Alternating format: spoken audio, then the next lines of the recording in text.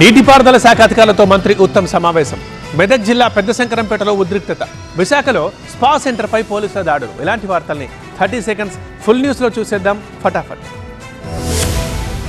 నీటిపారుదల శాఖలో పూర్తి స్థాయిలో సంస్కరణలు చేపట్టాలని అధికారులకు ఆదేశించారు నీటిపారుదల శాఖ మంత్రి ఉత్తమ్ కుమార్ రెడ్డి. నీటిపారుదల శాఖ అధికారులతో సచివాలయంలో విస్తృత స్థాయి సమావేశం నిర్వహించారు మంత్రి. సమీక్షలో నీటిపారుదల శాఖ ఉన్నతాధికారులు, ఇతర అధికారులు పాల్గొన్నారు. సందర్భంగా ఆధునిక పరిజ్ఞానాన్ని అమల్లోకి తేవడంతో పాటు ఇతర మౌలిక సదుపాయాల కల్పనలో ముందుండాలంటూ అధికారులకు సూచించిన మంత్రి ఉత్తమ్ కాల పరిమితి లోపల ప్రాజెక్టుల డిజైన్లు పూర్తి చేయాలని ఆదేశించారు. అలాగే నీటిపారుదల శాఖలో ఉద్యోగాల భర్తీ, డిజైన్ విభాగంలో పనిచేసే వారికి పదోన్నతులు కల్పించాలని, ఇంజనీరింగ్ నిపుణుల్ని నియమించుకోవాలని అధికారులతో చెప్పారు మంత్రి ఉత్తమ్ కుమార్ రెడ్డి.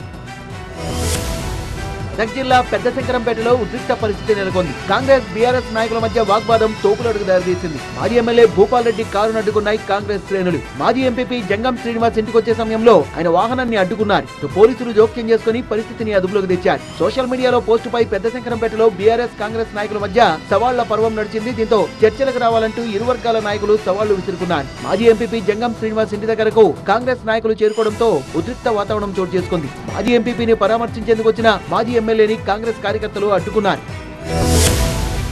విశాఖ హైటెక్ వ్యభిచారానికి కేంద్రంగా మారిపోయింది. స్పా సెంటర్ల ముసుగులో గలీజ్ వ్యవహారాలు సాగుతున్నాయి. మసాజ్ మాటున వ్యభిచారం నడుస్తోంది. స్పా సెంటర్ల పేరుతో పుట్టగొడుగుల్లో పుట్టుకొస్తున్న కేంద్రాలు కొన్ని అసాంఘిక కార్యకలాపాలకు అడ్డాగా మారుతున్నాయి. త్వరంలో వరుసగా 2 స్పా సెంటర్లపై చేసిన దాడుల్లో వాళ్ళ మసాజ్ బాగోతాలు బయటపడ్డాయి. ఎన్డీఏ జంక్షన్ లోని స్పా సెంటర్ పై టాస్క్ ఫోర్స్ దాడులు జరిపింది. ఎలైట్ స్పాలో తనిఖీలు చేసిన టాస్క్ ఫోర్స్ అధికారులు 3 మహిళల్ని, 3 విటుల్ని, స్పా నిర్వాహకుల్ని అరెస్ట్ చేశారు. సామాజిక మాధ్యమాల ద్వారానే 80% హైటెక్ వ్యభిచారం నడుస్తున్నట్టు తెలుస్తోంది. భక్తుల సౌకర్యం కోసం టీటీడీ మరో కీలక నిర్ణయం తీసుకుంది. ఇకపై తిరుమలకు వచ్చే వాహనాలకు ఖచ్చితంగా ఫాస్ట్ ట్యాగ్ ఉండాల్సిందే అని తేల్చి చెప్పేసింది. ఈ నూతన విధానం ఆగస్టు 15వ తేదీ నుంచి అమల్లోకి వస్తుందని టీటీడీ తాజా ప్రకటనలో పేర్కొంది. రోజు రోజుకు తిరుమల శ్రీవారి దర్శనానికి వచ్చే భక్తుల రద్దీ పెరుగుతుండటంతో పాటు అలిపిరి చెక్ పోస్ట్ దగ్గర వాహనాల రద్దీ కూడా పెరుగుతోంది. ఫాస్ట్ ట్యాగ్ లేని వాహనాల్ని మాన్యువల్ గా టోల్ తీసుకోవడానికి చాలా సమయం పడుతోంది. దీనివల్ల టోల్ గేట్ దగ్గర భారీగా ట్రాఫిక్ జామ్ ఏర్పడుతోంది. భక్తులు ఇబ్బందులు పడుతుండటంతో వాహనాలకు ఫాస్ట్ ట్యాగ్ తప్పనిసరి చేస్తూ నిర్ణయం తీసుకుంది.